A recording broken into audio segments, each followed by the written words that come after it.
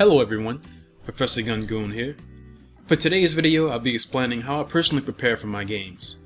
A few days ago I played Gragas vs Rengar, and I personally know how Rengar plays and what I can expect from him due to my experience. But newer players might have trouble formulating a plan or strategy to go against Rengar because they don't know what he's capable of.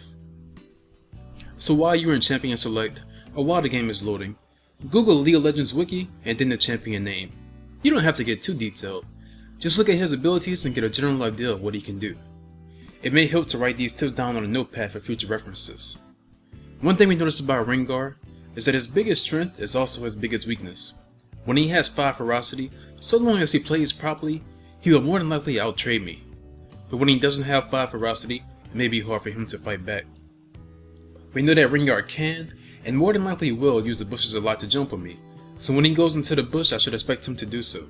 His Q doesn't do much damage, but it does have a lower cooldown than my Q and W, so I can't let him jump on me while my abilities are down, because I won't be able to fight back. His W makes him a bit tankier by increasing his resistances, but it has a long cooldown and doesn't do much damage. His E gives some decent harass, but it also has a noticeable cooldown. And his ultimate is pretty much useless in the laning phase, unless his target is low and he's looking for an execute. So knowing this, I want to be aggressive and establish my lane dominance at levels 1 and 2, because it's hard for Rengar to stack ferocity at those levels. However, Gragas level 1 and 2 aren't that great due to having such long cooldowns on his main ability. But as Gragas, I have a lot of sustain from my passive, so I can afford to force inefficient trades, and the only form of sustain Rengar has is from his empowered W. But if he uses his ferocity to heal, then he won't have that ferocity to increase the damage of his damaging abilities. When he does get 5 ferocity, I want to either play passively, or bait him into using it and then disengage from my body slam. If he does manage to get on me with Fire Fury, I need to use W immediately to reduce the burst damage I take. And when it comes to setting up ganks, Rengar has a slow and a potential route, but it's unreliable if my body slam is off cooldown. However, as Gragas, I have a reliable slow and a knockup, and once I hit level 6 I also have a knockback, so I may want to let my jungler know he has easy ganks top lane.